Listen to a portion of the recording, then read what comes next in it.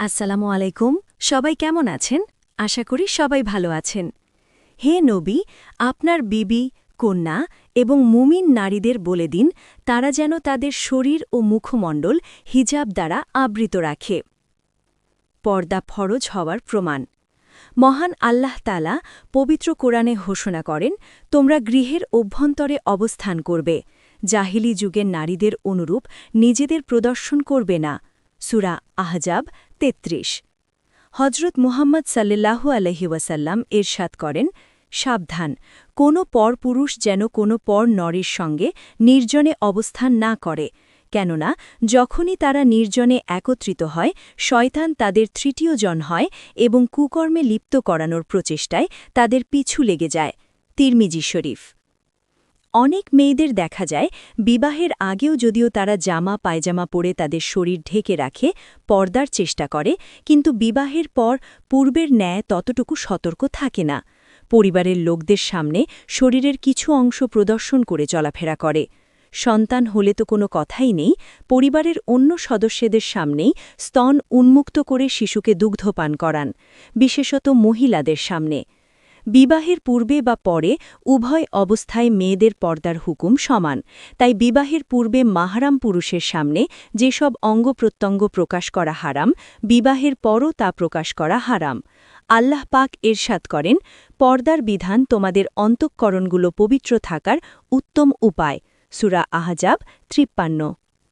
তবে পর্দার উদ্দেশ্য কখনও মহিলাদের শুধু ঘরের কোণে আবদ্ধ করে রাখা নয়, বরং হজরত মুহাম্মদ সাল্লাল্লাহু আলাইহি ওয়াসাল্লাম মহিলাদের আপন সম্ভ্রম রক্ষা করে জরুরি শিক্ষা দীক্ষা, চিকিৎসা কেন্দ্র এবং হজ ব্রত পালনের উদ্দেশ্যে কিংবা সাংসারিক জরুরি প্রয়োজনে ঘরের বাইরে যাওয়ার অনুমতি দিয়েছেন।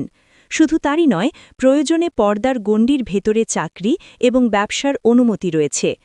পর্দাহীনতায় বিশ্ব মানবতার সবচেয়ে বড় ক্ষতি হল মানবের সর্বাধিক মূল্যবান সম্পদ, উত্তম চরিত্র এবং আদর্শ ধ্বংস হয়ে যায়।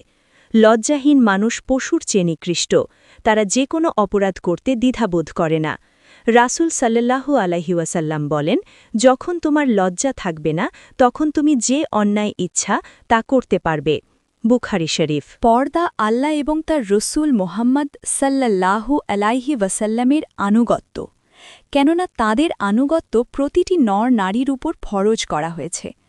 আল্লাহ বলেন, আল্লাহ এবং তার রসুল কোনো আদেশ করলে কোনো ঈমানদার পুরুষ ও ঈমানদার নারীর সে বিষয়ে ভিন্ন মত পোষণ করার কোনো অধিকার নেই। যে আল্লাহ ও তার রসুলের আদেশ অমান্য করবে সে প্রকাশ্য পথভ্রষ্টতায় পতিত হবে। সূরা আহজাব ৩৬। আল্লাহ তাআলা নারীদেরকে পর্দার নির্দেশ দিয়ে ইরশাদ করেন, ঈমানদার নারীদেরকে বলুন তারা যেন তাদের দৃষ্টি নত রাখে এবং তাদের যৌনাঙ্গের হেফাজত করে। তারা যেন সাধারণত প্রকাশমান স্থান ছাড়া তাদের সৌন্দর্য প্রকাশ না করে। সূরা নূর ৩১। তিনি আরও বলেন, তোমরা গৃহাভ্যন্তরে অবস্থান করবে, মূর্খতা যুগের অনুরূপ বেপর্দা হয়ে নিজেদেরকে প্রদর্শন করবে না। সূরা আহজাব ৩৩। আল্লাহ আরও বলেন, তোমরা তার পত্নীগণের নিকট থেকে কোনো কিছু চাইলে পর্দার আড়াল থেকে চাইবে, এটা তোমাদের জন্য এবং তাদের অন্তরের জন্য অধিকতর পবিত্রতার কারণ। সূরা আহজাব ৫৩।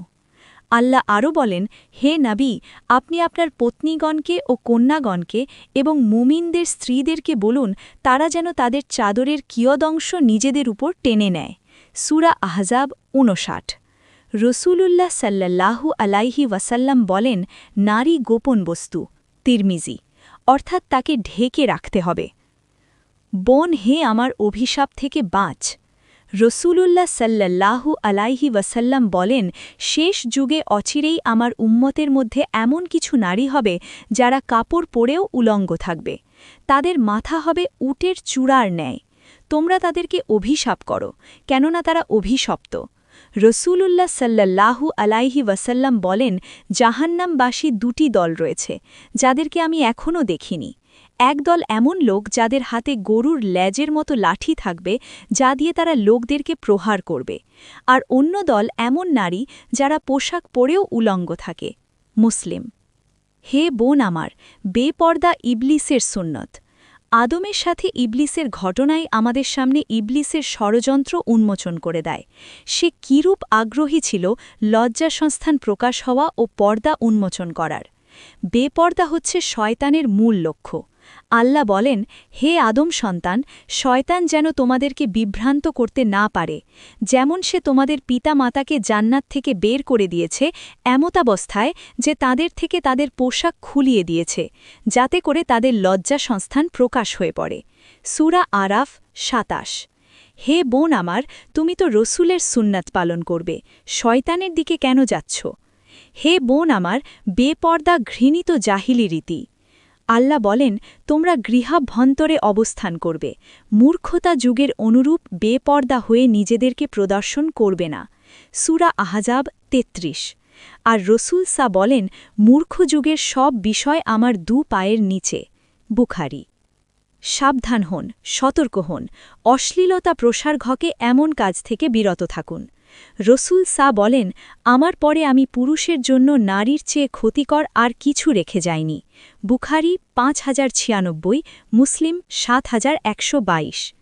তিনি আরও বলেন, ৫ ওয়াক্ত সালাত আদায় করে, রমজানের সিয়াম পালন করে, আপন সতীত্ব রক্ষা করে এবং স্বামীর আনুগত্য করে, তাকে বলা হবে যে দরজা দিয়ে ইচ্ছে জান্নাতে প্রবেশ করো।